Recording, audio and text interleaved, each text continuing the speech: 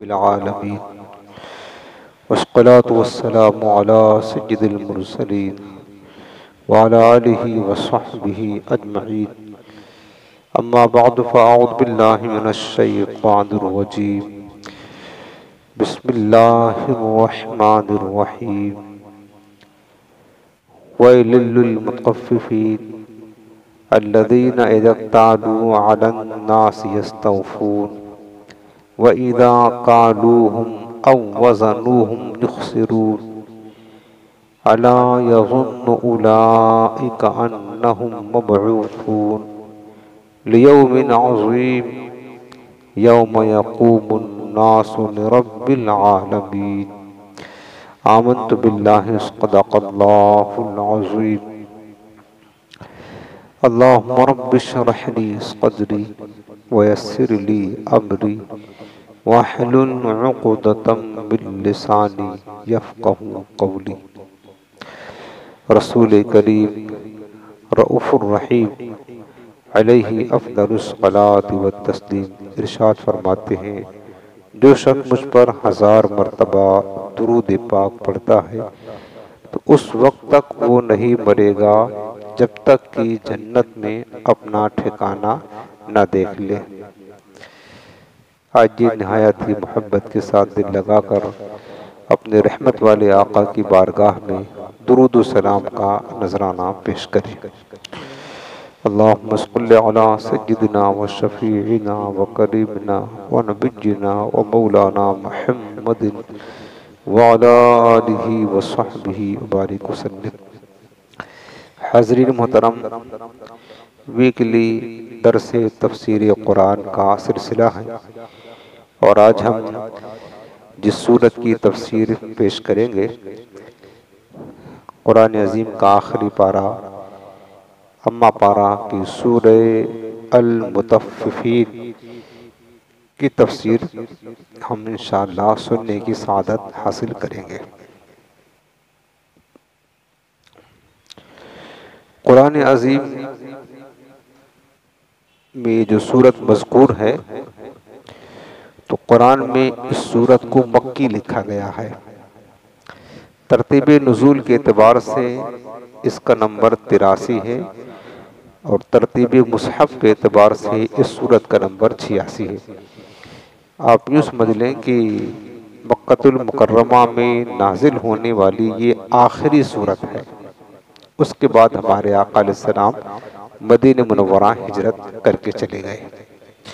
इस सूरत के बारे में मुफस्सिरीन का एक कौल ये भी है कि ये सूरत मक्की है और एक कौल ये भी है कि ये सूरत जो है ना मदनी है और एक कौल ये भी है कि ये सूरत हिजरत के ज़माने में मक्का मुकर्रमा और मदीने तैयबा के दरमियान नाज़िल हुई। ये सूरह अल मुतफ़्फ़िफ़ीन। बल्कि तफसीर इब्न अब्बास में है, हज़रत अब्दुल्लाह बिन अब्बास रज़ियल्लाहु तआला अन्हु हुज़ूर के सहाबी मुफस्सिर आज़म कुरान अजीम के सबसे बड़े मुफस्सिर, वो फरमाते हैं कि मदीने मुनव्वरा में अहले मदीना क़ब्ल इस्लाम नाप तौल में कमी बेशी बहुत ज़्यादा किया करते थे। यानी मदीना में कमी बेशी का रिवाज बहुत ज़्यादा था। पैमाना और तौल में बड़ा फरेब करते थे। जब हुज़ूर अलैहिस्सलाम ने मदीना को हिजरत की तो मदीना के रास्ता में ये सूरत नाजिल हुई।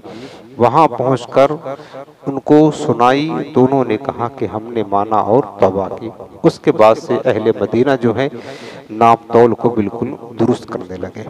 तो ऐसे मौके पर इस सूरत का नुज़ूल हुआ है।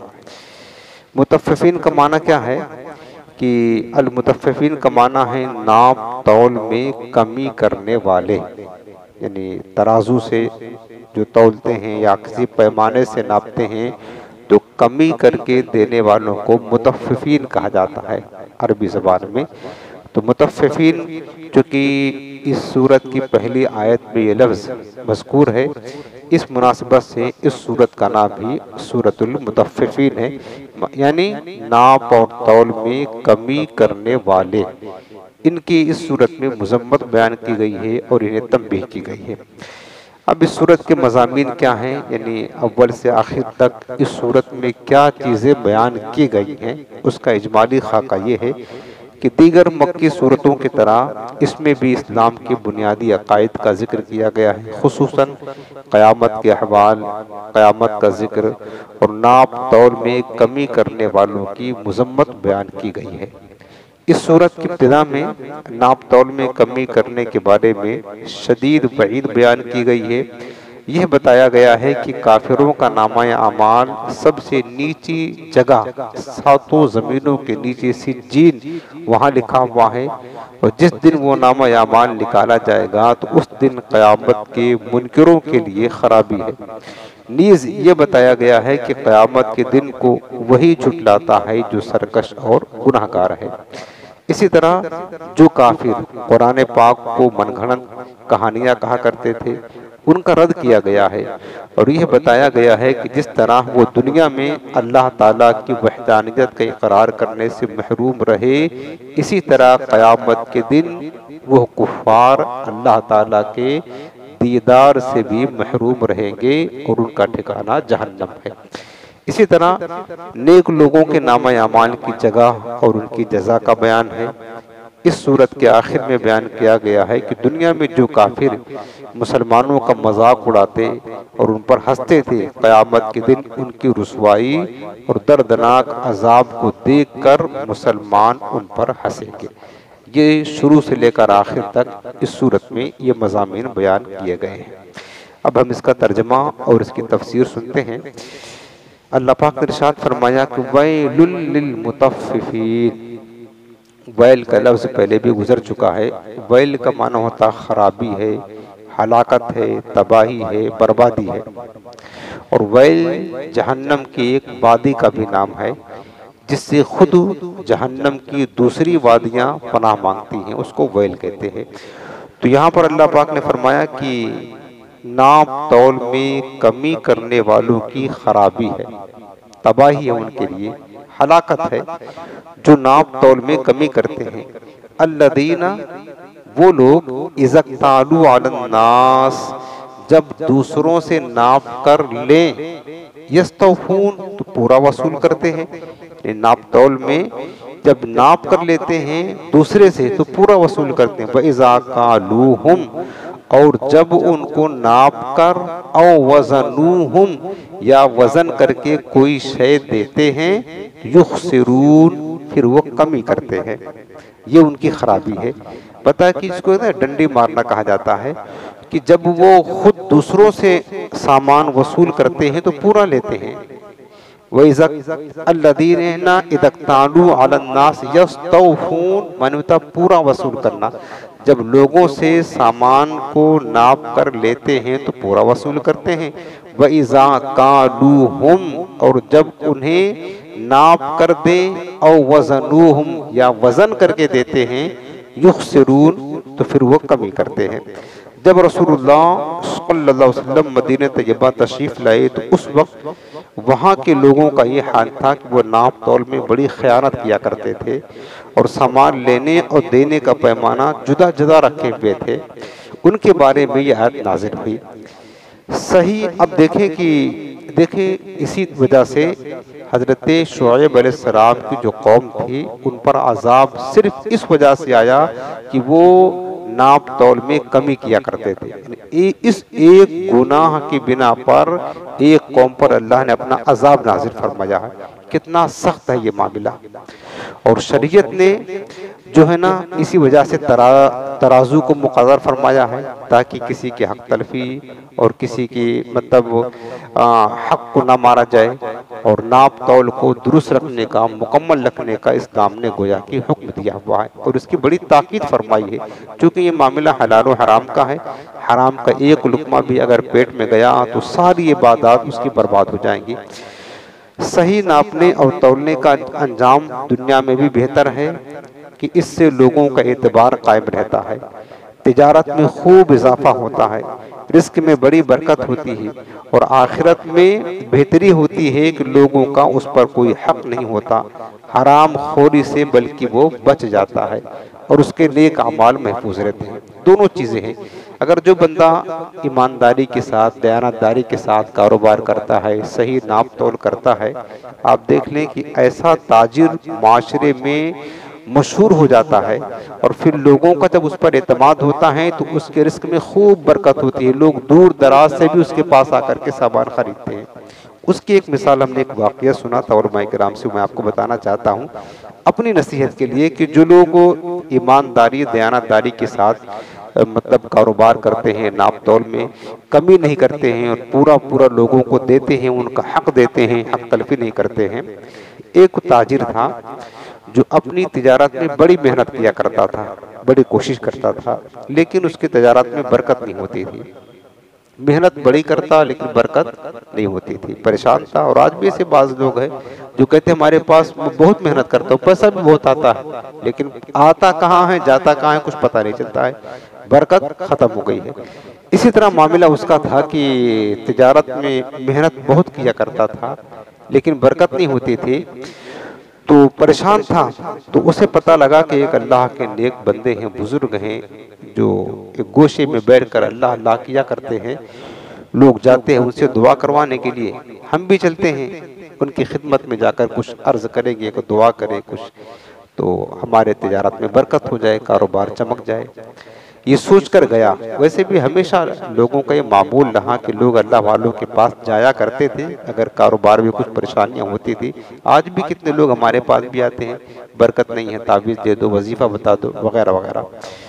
तो बहरहाल वो बंदा जो है वो ताजिर उस अल्लाह के वली के पास गया तो देखा कि वो गोशे खलवत में बैठ करके अल्लाह अल्लाह कर रहे हैं। जा करके बैठ गया। थोड़ी देर के बाद जब उन्होंने निगाह उठा करके देखा तो पूछा क्या मामला है। तो इसने कहा हुजूर बड़ी दूर से आया हूँ, कारोबार में बड़ी मेहनत करता हूँ लेकिन तिजारत में कुछ बरकत नहीं होती। उस बुजुर्ग ने सिर्फ एक जुमला फरमाया कि बेटा पूरा पूरा तौल और नाप कर दिया करो, बरकत होगी। बस इतना कहा और निगाहें झुका ली, फिर अपने मामूल और जिक्र में लग गए। और ये ताजिर समझ गया कि इसके अंदर कमी क्या थी, बरकत क्यों नहीं हो रही थी कि नाप तौल में डंडी हमारा करता था। अब आ गया वापस और उसने ये तहैया कर लिया कि कुछ भी हो जाए, कितना खसारा हो जाए, लेकिन इस बुजुर्ग की नसीहत को हम कबूल करते हुए अमल करेंगे, नाप तौल को मुकम्मल करेंगे जैसे भी हो। उसने ये तहैया कर लिया, ठान लिया। अब उसने जो काम काज शुरू किया ना, बिल्कुल ईमानदारी, दयानतदारी के साथ पूरा पूरा तौल कर वो लोगों को देता। बल्कि लोग आते तो खुद ही कहता कि अपने हाथ से तौल लो, अपने हाथ से वजन कर लो। कोई थोड़ा बहुत ज्यादा ले लेता तो मना ना करता। धीरे धीरे हुआ क्या है, जब इसका ये अंदाज चेंज हुआ तो लोगों का एतमाद इस पर बढ़ता गया, लोगों का एतमाद बढ़ता गया। अब बहुत सारे लोग दूर दराज से भी इसके पास सामान खरीदने के लिए आने लगे। कई दुकानें छोड़ करके मार्केट में मशहूर हो गया कि वो बड़ा ईमानदार ताजिर है, बड़ा दयानतदार ताजिर है, देता है तो ज्यादा ही देता है। बाज़ औक़ात कहता अपने हाथ से ले लो, कोई दो चार थोड़ा बहुत ले लेता है तो मना भी नहीं करता है। तो लोगों का एतमाद इतना बढ़ गया, इसका कारोबार इतना चमका, इतनी बरकत हुई उस नाप तौल के दुरुस्त करने की वजह से। इस बंदे को इतना अल्लाह ने दौलत दिया, उसात दी, बरकत दी, किसने वजन करने वाला जो बाट होता है उसको सोने का बना लिया, इतना बरकत हो गई। हालांकि बाट कोई सोने का नहीं बनाता, कितना भी ईमानदार हो, लेकिन इसके पास दौलत इतना आई कि बाट भी सोने का बना लिया। उसके बाद एक दिन उसको ख्याल आया कि जिस बुजुर्ग की दुआ से ये सारी बरकतें हैं, हमने बड़ी मतलब तरक्की कर ली है, तो चलो ये बाट जो सोने का हमने बनाया उसको तोहफा पेश कर देते हैं, उन्हीं की दुआओं से सब कुछ है।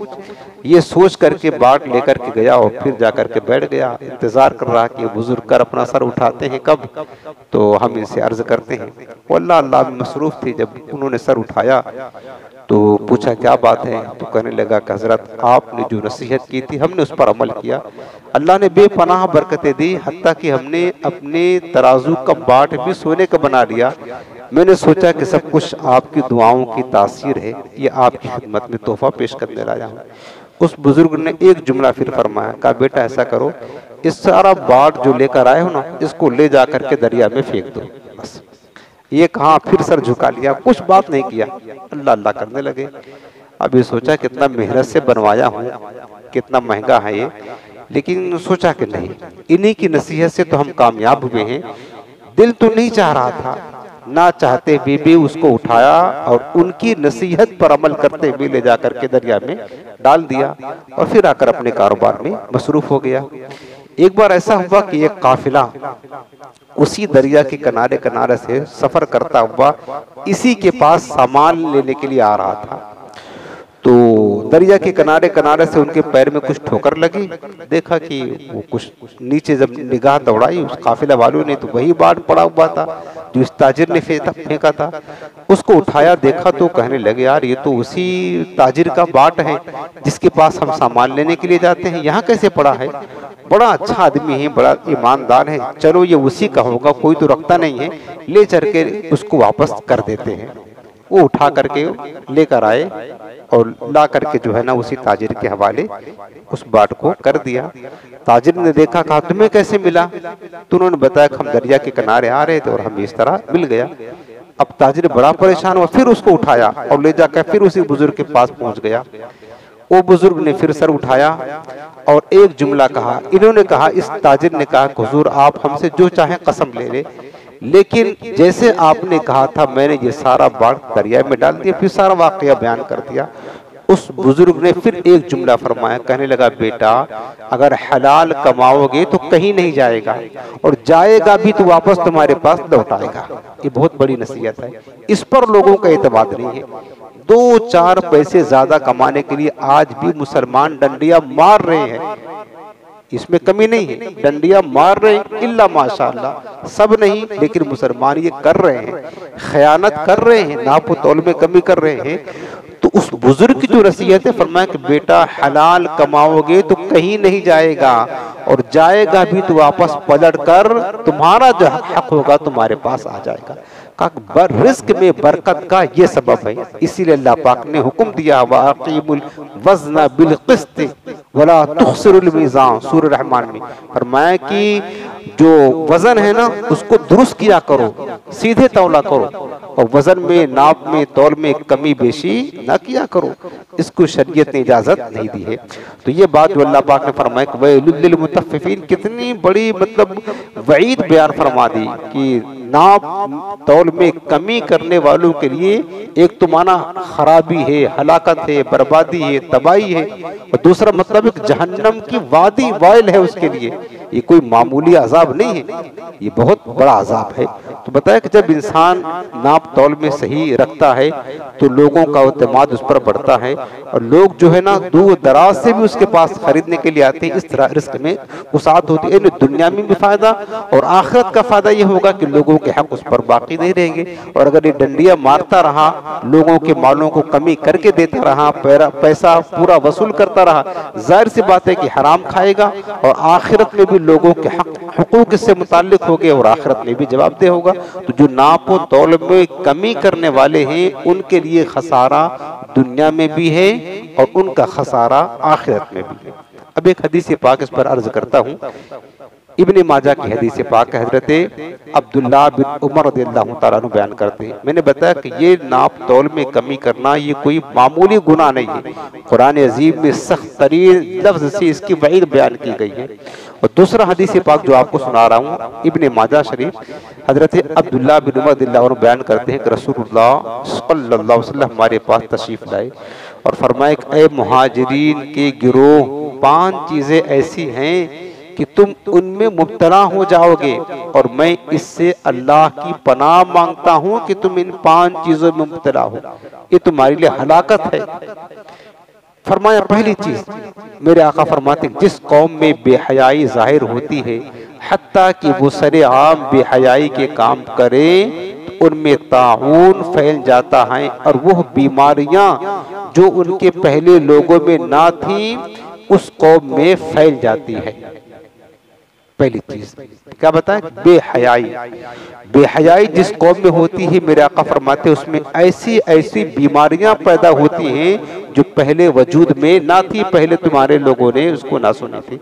ये बात आज आम तौर पर मुशाहदा देख ले, बेहयाई का जो मामला है खुद अपने खानदान में देख ले, मोहल्ले में देख ले, घर में देख ले, अपने शादियों का हाल देख ले, हत्ता के बुजुर्गों के उर्सों का हाल देख ले, बेहयाई का हाल जो है, रोडों का हाल देख ले, बाजारों का हाल देख ले, मार्केटों का हाल देख ले। हमारे घर की औरतें जो बन ठन कर बेहयाई का मुजाहरा करके जाती हैं, ये किसी से पोशीदा नहीं है, इतनी ज्यादा आम है हमारे माशरे में बुराई। और बेहयाई है तो उसके बाद बीमारियां, आप डॉक्टर हैं, आप जानते हैं कि मार्केट में कैसी कैसी बीमारी आ रही है, डॉक्टरों की अकलें भी हैरान है, बीमारी कहाँ से है, इसका इलाज किस तरह करना है। यानी जो जो बीमारियां आज के दौर में हम सुन रहे हैं, हमने अपने बचपन में नहीं सुनी थी, कभी न हमारे बाप दादा ने सुनी थी, वो बीमारियां आज पैदा हो रही है। जो रसूल सादिक ने फरमाया था यकीनन 100% वो सच आज हो रहा, हम अपनी आंखों से देख रहे हैं। बेहयाई फैली है, उसके नतीजे में बीमारियां आ रही है। दूसरी चीज मेरे आका फरमाते हैं कि जो कौम नाप तौल में कमी करती है उस पर कहत आ जाता है, मुफलिसी छा जाती है और उन पर जालिम हुक्मरान मुसल्लत कर दिए जाते हैं। क्या आज ये पूछने की बात है हमारे ऊपर कौन सा हुक्मरान है, कौन सा बादशाह है, कितना आदिल हुक्मरान हमारे ऊपर है, किसी को बताने की जरूरत नहीं है, हर बंदा जानता है हमारा हुक्मरान कैसा है। ये किस चीज का नतीजा है, जो कौम नाप तौल में कमी करती है तो जालिम हुक्मरान मुसल्लत होते हैं। तीसरी चीज मेरे आका फरमाते हैं कि जो लोग अपने अमवाल की ज़कात नहीं देते वो बारिश से महरूम कर दिए जाते हैं। अगर हैवानात ना होते तो उन पर बिल्कुल बारिश ही ना होती। आज जो बारिश होती है तो दर हकीकत ये जानवर जो जमीन पर हैं अल्लाह ताला इन्हें अता फरमाता, इनके सदक़े तो फिर गोया कि हमको बारिश मिलती है। वरना आज भी हमारे मुस्लिम माशरे में लखपति करोड़ोंपति लोग हैं, लेकिन एक तो या तो ज़कात सही अदा नहीं करते हैं, खयानत करते हैं ज़कात की अदायगी में, ये प्रॉब्लम है। क्योंकि अगर मुसलमान मालदार तबका सही तरीके से अपने मालों की ज़कात निकाल दे तो यकीनन हमारे माशरे से गुर्बत का खात्मा हो जाए। लेकिन मालदार सही तरीके से जोड़ जोड़ कर एक एक पाई का, कई लोगों को हम जानते हैं जो अपनी ज़कात सही तरीके से अदा नहीं करते, बहाना पट्टी करके पढ़ा देते ऐसा वैसा, हालांकि ज़कात फर्ज होती है, लेकिन बस थोड़ा बहुत दे करके दिल को बहला लिया कि ज़कात अदा कर दिया, जितना बनता है उतना ज़कात नहीं देते। तो अल्लाह ने, हुजूर ने क्या फरमाया कि अल्लाह ताला बारिश रोक देता है, और बारिश कभी जब बारिश की जरूरत होती है तो बारिश नहीं होती है, नहीं जरूरत होती है तो बारिश नाजिल होती है, बिन मौसम की बारिश नाजिल होती है। तो इस तरीके से ये भी अल्लाह ताला के अजाब की एक सूरत है। उसके बाद चौथी चीज फरमाया कि जो लोग अल्लाह उसके रसूल के अहद को तोड़ते हैं उनके ऊपर उनके मुखालिफ दुश्मन को मुसल्लत कर दिया जाता है, वो उनके हाथों से माल छीन लेता है। अल्लाह उसके रसूल के अहद को तोड़ने की बात तो आम है, हर मुसलमान इल्ला माशाअल्लाह तोड़ते हैं। अल्लाह उसके रसूल का हद क्या है, नमाजें पढ़ना, सच्चा इख्तियार करना, ईमानदारी करना, दयानतदारी करना, झूठ से मैंने जो भी मतलब खिलाफ शरअ काम है वो सब ये अल्लाह उसके रसूल के हद को तोड़ना ही कहलाएगा। और ये तो मुसलमान बेबाकी के साथ ये कर रहे हैं, अल्लाह उसके रसूल के हद को तोड़ रहे हैं। फिर उसका नतीजा क्या होता, हुजूर ने फरमाया कि फिर तुम्हारे मुखालिफ जो दुश्मन है वो तुम पर सवार कर दिए जाएंगे। और आज हमारे साथ ये कुछ हो रहा है, ये भी नज़ारे आप हैं। पांचवी चीज हुजूर ने फरमाया कि जो आइम्मा काजी अल्लाह की किताब के मुताबिक फैसला नहीं करते और अल्लाह के हकाम को तरजीह नहीं देते, अल्लाह ताला उनमें एक दूसरे का खौफ पैदा कर देता है। अल्लाह की पनाह। अब आगे तफसीर सुनते हैं। फरमाया कि अल्लज़ीन यक्तालू अलन्नास यस्तौफून, खराबी है नाप तौल में कमी करने वालों के लिए कि वो लोग जब लोगों से मतलब लोगों को तौल करके माप कर लें तो पूरा लें, ये एक तंबीह है। जब ये तौल मतलब खुद लेते हैं तो पूरा वसूल करते हैं, लेकिन दूसरों को देते हैं तो डंडे मारते हैं। जबकि सही इंसान वही है जो दूसरे के साथ वही सलूक करे जो अपने लिए चाहता है। बल्कि हदीस पाक में बुखारी शरीफ किताबुल ईमान की रिवायत है, हजरत अनस बिन मालिक की रिवायत करते हैं कि मेरे आका फरमाते हैं कि ला युमिनु अहदुकुम हत्ता युहिब्बा लिअखीही मा युहिब्बु लिनफ्सी। हुजूर फरमाते हैं कि तुम में से कोई उस वक्त तक मोमिन नहीं हो सकता है जब तक कि वो चीज जो अपने लिए पसंद करता है वही अपने मुसलमान भाई के लिए ना पसंद करे। तो हमारी मुसलमान की शान तो ये है, हम अपने लिए जो चीज पसंद करते हैं हमें चाहिए कि हम अपने मुसलमानों के लिए भी वही चीज पसंद करें। लेकिन नाप तोल में कमी करने वाला वो सोचता है कि हम दूसरे से ले तो पूरा ले और अपना माल दूसरे को दे तो घटा करके दे, तो ये मुसलमान की शान नहीं है। वइज़ा कालूहुम फरमाया, और जब वो वइज़ा कालूहुम जब उन्हें माप कर या वजन करके दे तो फिर युखसिरून कमी करते हैं। फरमाया कि नाप तौल में कमी करने की तमाम सूरतें इसमें दाखिल है, जैसे कपड़ा नापते वक्त कमी करना, डंडी मारना, इलेक्ट्रॉनिक तराजू में सेटिंग करके कर देना कि सामान कम रखे ज्यादा बताइए, इस तरह भी लोग डंडियां मारते हैं करते हैं। इसी तरह मीटर वगैरह में तब्दीली कर देना, कम तोलना, ये सारी सूरतें हाल है जिससे लोगों की हक तलफी होती हो, ये नाप तौल में कमी करने के जुमरे में आएगा और उस वईद के तहत दाखिल होगा। उसके बाद अगली आयत में अल्लाह पाक ने क्या फरमाया, इनकी मजम्मत बयान करने के बाद, अला यज़ुन्नु उलाइका अन्नहुम मबऊसून, क्या इन लोगों को यकीन नहीं कि उन्हें दोबारा जिंदा किया जाएगा। अला यज़ुन्नु, क्या ये लोग जो ये गुनाह कर रहे हैं इन्हें यकीन नहीं है, अन्नहुम मबऊसून, कि इन्हें दोबारा जिंदा किया जाएगा बरोज़े क़यामत, लियौमिन अज़ीम, एक अज़मत वाले दिन के लिए, यौम यक़ूमुन नासु लिरब्बिल आलमीन, जिस दिन यक़ूमुन नास, लोग खड़े होंगे, लिरब्बिल आलमीन, रब्बुल आलमीन के हुजूर, वो दिन होगा क़यामत के दिन। अल्लाह पाक ने झंझोड़ा है कि ऐसा क्यों करते हो, क्या तुम्हें यकीन नहीं है कि तुम्हें एक न एक दिन अजमत वाले दिन अल्लाह के हुजूर खड़े होना है, तुमसे हिसाब किताब किया जाएगा, तुम्हारा सवाल होगा कि तुमने ऐसा क्यों किया, तो फिर अल्लाह के बारगाह में खड़े होकर जवाब क्या दोगे। कंजुल उम्माल शरीफ की एक हदीस पाक सुनाता हूँ। हजरत अबू हुरैरा रज़ियल्लाहु अन्हु से रवायत है कि बशीर नामी एक आदमी नबी करीम सल्लल्लाहु अलैहि वसल्लम की बारगाह में बैठा करता था। एक मर्तबा वो 3 दिन बाद बारगाह रिसालत में हाजिर हुआ तो हुजूर सल्लल्लाहु अलैहि वसल्लम ने उसकी बदली हुई रंगत देखकर फरमाया, ए बशीर, तेरा रंग कैसे तब्दील हो गया है। उसने अर्ज की कि या रसूल अल्लाह सल्लल्लाहु अलैहि वसल्लम, मैंने एक ऊँट खरीदा था और वो मुझसे भाग गया, तो मैं 3 दिन से उसकी तलाश में हूँ, मिल नहीं रहा है, और मैंने उसके पास उसके बारे में कोई शर्त भी नहीं रखी थी। हुजूर सल्लल्लाहु ने फरमाया कि भागे हुए ऊँट को तो वापस लौटाया जा सकता है, क्या इसके अलावा और किसी चीज ने तेरा रंग तो नहीं बदला। उसने अर्ज किया कि नहीं।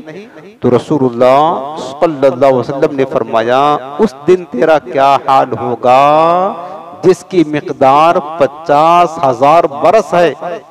उस दिन सब लोग रब्बुल आलमीन के हुजूर खड़े होंगे। उस दिन बताओ, आज 3 दिन तो ऊँट तलाश करता रहा, तेरे चेहरे का रंग बदल गया है। बता, जिस दिन रब्बुल आलमीन के हुजूर तुझे खड़ा होना होगा और सारे जिंदगी का हिसाब किताब देना होगा, उस दिन तेरे चेहरे के रंगत का हाल क्या होगा, तेरा चेहरा कैसे मुतगय्यर होगा। वो सोच, ये मतलब कैफियत बताई गई है कि अल्लाह के हुजूर बंदा किस अंदाज में खड़ा हो सकता है। तफसीर इब्न कसीर में है, हजरत अबू उमामा रज़ियल्लाहु अन्हु रिवायत करते हैं कि रसूलुल्लाह सल्लल्लाहु अलैहि वसल्लम ने फरमाया कि क़यामत के दिन सूरज को 1 मील की मिकदार करीब कर दिया जाएगा। आज तो बहुत दूर है। क़यामत के दिन 1 मील की मिकदार उसकी हरारत में इजाफा कर दिया जाएगा। उसकी गर्मी की शिद्दत से सर इस तरह उबलेंगे जैसे हंडिया उबलती है, खौलेगी भेजे। लोग अपने खताओं और गुनाहों के बराबर पसीने में शराबोर होंगे। किसी का घुटनों तक होगा, किसी का पिंडली तक, किसी का कमर तक, किसी का उसके मुंह तक। पसीने में लोग डूबे होंगे अपने अपने अमाल के मुताबिक। उस दिन अल्लाह के हुजूर सबको हाजिर होना है और सारी जिंदगी भर के किया धरा जो कुछ किया है उसका हिसाब देना है। और मिशकात शरीफ किताब अहवाद यौमिल क़यामा के हदीस पाक है। हजरत अबू सईद खुदरी रज़ियल्लाहु अन्हु फरमाते हैं कि मैं रसूलुल्लाह सल्लल्लाहु अलैहि वसल्लम की खिदमत में हाजिर हुआ और अर्ज की कि या रसूलुल्लाह, मुझे खबर दीजिए कि क़यामत के दिन खड़े होने पर कौन कुदरत रखेगा, जिसके बारे में अल्लाह पाक ने फरमाया, यौम यक़ूमुन नासु लिरब्बिल आलमीन।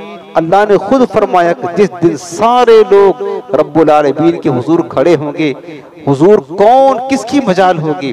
तो रसूल करीम सल्लल्लाहु अलैहि वसल्लम ने फरमाया, वो दिन मोमिन पर हल्का कर दिया जाएगा, हत्ता कि उस पर एक फर्ज नमाज की तरह गुजर जाएगा। सुभान अल्लाह। ये नेक अमाल मोमिन जो लेकर जाएंगे 50,000 बरस का दिन मोमिनों के लिए, नेकोकारों के लिए ऐसे गुजरेगा जैसे कुछ ने फर्ज नमाज शुरू की और खत्म कर दी, सलाम फेर दिया, ऐसे ही 50,000 बरस का दिन गुजर जाएगा।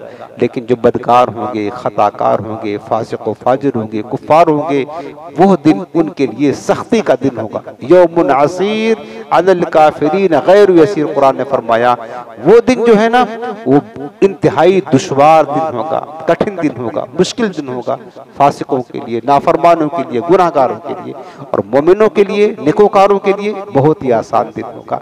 तो मेरे अजीजों, अगर हम चाहते हैं और ज़रूर चाहते हैं कि क़यामत के दिन हमारे लिए आसानी का दिन बन जाए, क़यामत के दिन हमारे लिए भी ऐसे ही गुजर जाए जैसे कि फ़र्ज नमाज पढ़ते हैं वक्त गुजर जाता है, तो हमें चाहिए कि इसी दुनिया में वक्त है उसकी तैयारी करें, आज ही से नेक अमल करना शुरू कर दे ताकि ये नेक अमान आखिरत में आपके काम आए।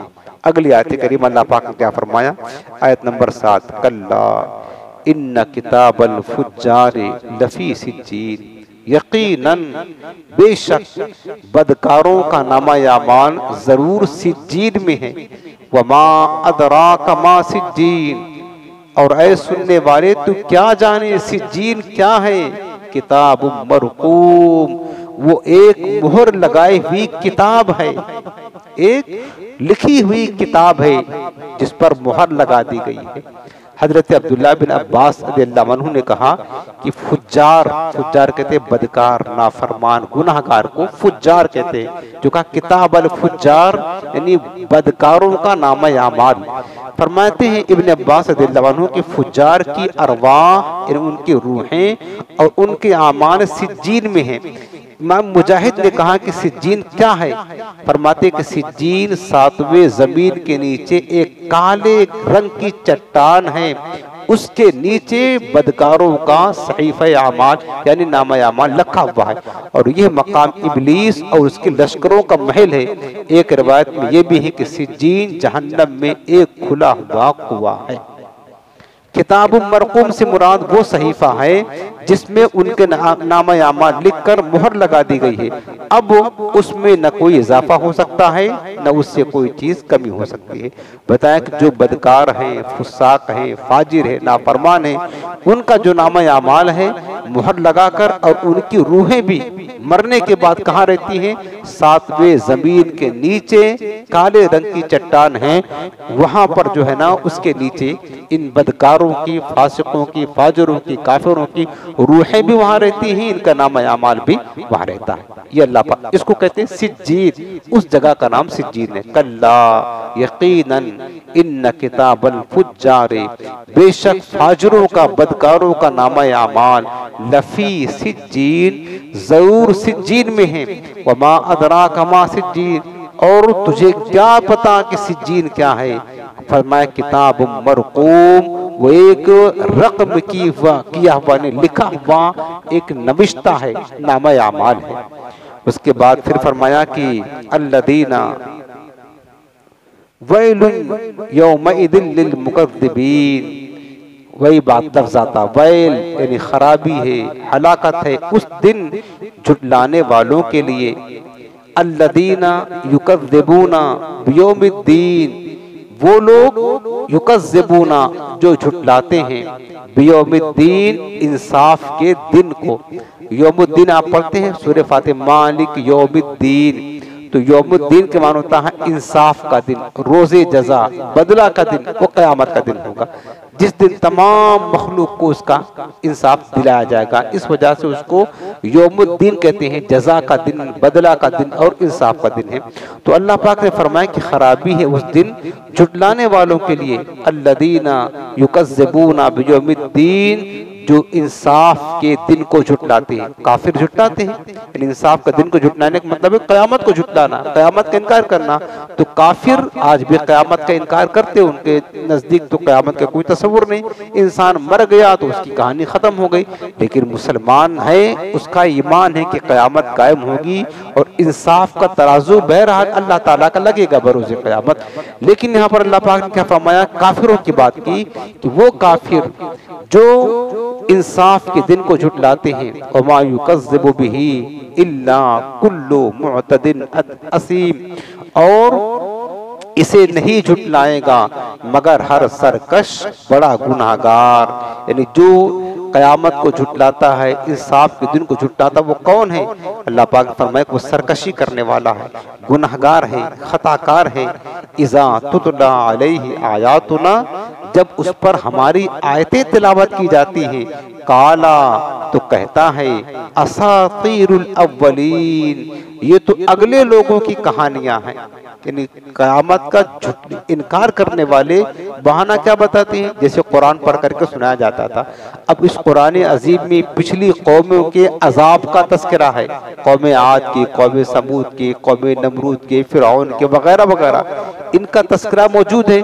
जब इन्हें पढ़ करके काफिरों को सुनाया जाता कि देखो जिस तरीके से वो पिछली कौमें उन्होंने अपने नबी की नाफरमानी की, इहानत की, तो उन पर अल्लाह का अजाब आया और इस जमीन से निस्तो नाबूद कर दिए गए। ऐ मक्का के मुनकिरों, काफिरों, अगर तुम भी अपने नबी की इस तरह मुखालफत करोगे तुम्हारा भी अंजाम यही होगा।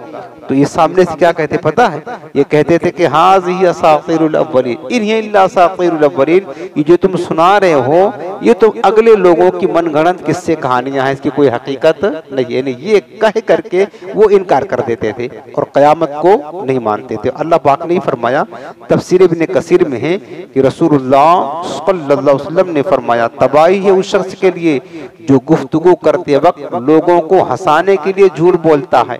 बाद लोग है ना कहते हैं हंसी मजाक में झूठ गुनाह नहीं रखता है, याद रखना झूठ झूठ होता है, चाहे आप सही मतलब चाहे हंसी मजाक के मूड में बोले या सीरियसली बोले, संजीदगी के साथ बोले, बहरहाल झूठ का गुनाह होता है।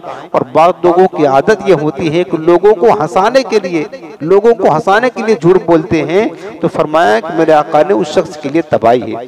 जिस दिन आमाल नामे की वो किताब निकाली जाएगी तो उस दिन उन झुटलाने वालों के लिए खराबी है। जो फरमाया कि वैलुल लिल मुकज़्ज़िबीन, उस दिन झुटलाने वालों के लिए खराबी है जब उनका नामा आमाल निकाला जाएगा।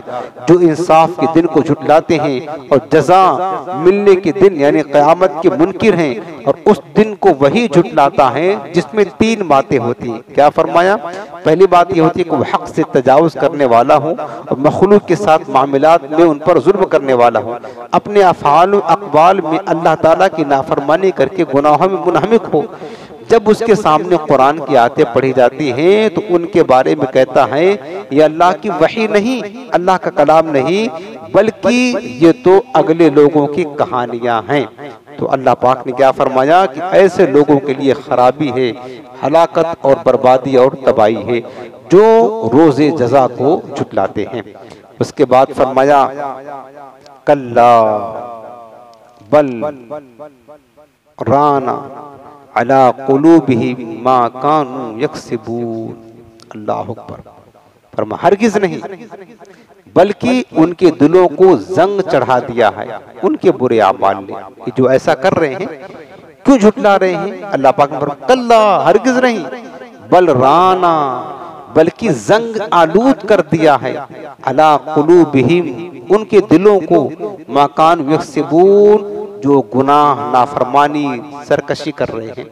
फरमाया यानी उस सरकश गुनाहगार का ये कहना गलत है कि कुरान साबिका लोगों की किस्सों कहानियां की किताब है। यानी इस तरह की बातें करके उसका असर अपने ऊपर नहीं होने देते। तो असल बात यह है कि उनके कुफ्र शिर्क जैसे बुरे अमाल की शामत से उनके दिल जंग आलूद और सियाह हो गए हैं। ये कुफ्र शिर्क करने में लगे हुए हैं, बुराइयां हैं, बेहयाइयां हैं। अल्लाह पाक फरमाए इसकी वजह से उनके दिल में क्या लग गया है? जंग लग गया है। इसी वजह से वो हक को पहचान नहीं सकते। मालूम हुआ कि गुनाह दिल को मैला कर देता है।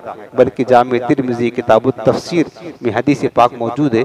हजरत सैयदना अबू हुरैरा रज़ियल्लाहु अन्हु रिवायत करते हैं कि हुजूर नबी करीम सल्लल्लाहु ने फरमाया कि जब बंदा कोई गुनाह करता है तो उसके दिल में एक सियाह यानी काला नुक्ता पड़ जाता है।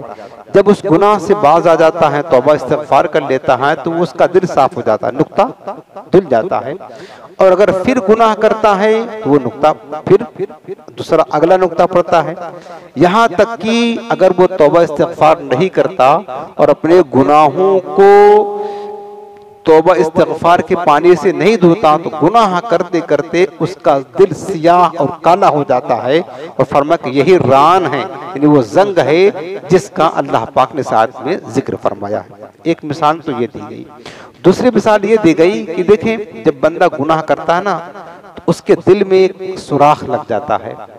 अब अगर तौबा कर लेता है, इस्तिग़फ़ार कर लेता है तो वो सुराख बंद हो जाता है। और अगर तौबा इस्तिग़फ़ार नहीं किया तो फिर क्या, दूसरा गुनाह किया दूसरा सुराख, तीसरा गुनाह किया तीसरा सुराख, हत्ता कि गुनाह करते करते उसका दिल इतना सुराख ज़दा हो जाता है जैसे कि छलनी की तरह उसके दिल में सुराख पड़ जाते हैं। अब नतीजा क्या होता है कि छलनी में अगर आप कोई चीज डालेंगे पानी वगैरह तो क्या रुकेगा, बाकी रहेगा? नहीं रहेगा। यही हाल उसका होता है जिसका दिल गुनाह करते करते छलनी हो चुका होता है। अब उसके ऊपर नसीहत की जो बात डालेंगे, कुरान की बात डाले, हदीस की बात डाले, अल्लाह उसके रसूल की बात डाले, इधर डालेंगे वो नीचे गिर जाएगा, इधर डालेंगे नीचे गिर जाएगा, उस पर नसीहत की कोई बात असर नहीं करती। और ये दिल की सख्ती, दिल की स्याही और दिल का जो है ना काला होना और दिल का बर्बाद होना, वीरान होना, तबाह होना, दिल का मुर्दा होना, सब इससे ताबीर किया जाता है कि जब बंदे का दिल काला हो जाता है, सख्त हो जाता है, मुर्दा हो जाता है, तबाह हो जाता है, हलाकत में आ जाता है, तो लाख उस पर नसीहत की बात करो, आप कुछ नहीं कबूल करता है। आप उसकी मौत की बात करो, हयात की बात करो, क़यामत की बात करो, अजाब का तस्करा करो, जो मर्जी चाहे कर लो, सब सुन लेगा, लेकिन करेगा वही जो उसको करना है। ये दिल की सख्ती है। और मैंने शायद बताया था, तफसीर मुफ्ती अहमद यार खान नईमी रहमतुल्लाह तआला फरमाते हैं कि तमाम अजाबों में सख्त तरीन अजाब दिल का सख्त होना है, जिसकी वजह से नसीहत की बात असर नहीं करती है। आज मुसलमानों के साथ यही हो रहा कुछ। हम लाख उनको समझा रहे, नमाज पढ़ो, कुरान सुना रहे, हदीस सुना रहे, खौफ की बातें सुना रहे, मरने की का तस्करा कर रहे, लेकिन मुसलमानों ने कसम खाई कि हमको करना ही नहीं है, सुधरना नहीं है। तो वजह क्या है? वजह यह है कि गुनाह करते करते सुबह से लेकर शाम तक इतने गुनाह किया कि दिल ऐसा काला हो गया है, दिल में ऐसा छलनी हो गया है, जैसे कोई नसीहत की बात डालते फौरन नीचे गिर जाता है, असर नहीं, कोई चीज रुकती नहीं है। तो ये दिल की सख्ती, ये सख्त तरीन गुनाह है और सख्त तरीन अजाब में उम्मत मुस्लिमा माज़अल्लाह गिरफ्तार हो चुकी है। अल्लाह पाक ने फरमाया, कल्ला बल रान अला कुलूबिहिम, उनके दिलों पर जंग लग गया है, मा कान यक्सिबून, जो गुनाह करते थे, यानी उनके गुनाहों ने उनके दिलों पर जंग चढ़ा दिया है। तो गुनाह करने की नुहसत होती है। इसी वजह से आप देख, बंदे मोमिन जब कभी उससे कोई गुनाह हो जाता था तो भाग कर फौरन तौबा करता था। बल्कि रिवायत में है कि बंदे मोमिन की शान होती है, कोई गुनाह अगर उससे हो जाता है ना तो ऐसा महसूस करता है जैसे पहाड़ के नीचे आ गया है, अभी जो है ना पहाड़ उस पर गिर जाएगा, घबरा कर डर करके अल्लाह की बारगाह में तौबा करने लगता है। इतना बड़ा गुनाह हो गया, अल्लाह का अजाब नाज़िल ना हो जाए, ये डरता है। लेकिन मुनाफिक का हाल क्या होता है कि कोई गुनाह करता है मुनाफिक ना, तो समझता है कि जिस्म पर कोई मक्खी बैठी तो उसको उड़ा दिया, इतना मामूली, इतना हल्का असर लेता है मुनाफिक। और मोमिन, अब हम खुद अपने ऊपर गौर करें, हमसे गुनाह हो रहे हैं, सुबह से लेकर शाम तक 5 नमाजें जा रही हैं, कोई एक नमाज जा रही है, कितना असर हो रहा है हमारे ऊपर। हम खुद फैसला करें, हमारे दिल मुर्दा हैं, हमारे दिल पर जंग है कि या नहीं है। हदीस पाक में है, मेरे आका अलैहिस्सलाम फरमाते, इन्नल क़ुलूब तस्दउ कमा यस्दउल हदीद इज़ा अस्नाबहुल माउ। हुजूर फरमाते कि बेशक दिल जो है ना, दिल में जंग लग जाते हैं, जंग आलूद हो जाता है। जिस तरीके से लोहे को पानी लगता है तो लोहा जंग आलूद हो जाता है, इसी तरह तुम्हारे दिल भी गुनाहों की वजह से जंग आलूद हो जाते हैं। कालू वमा जलाऊ या रसूलुल्लाह सल्लल्लाहु अलैहि वसल्लम। साहबा ने पूछा, हुजूर अगर दिल को जंग लग जाए तो उसको दूर कैसे किया जाए?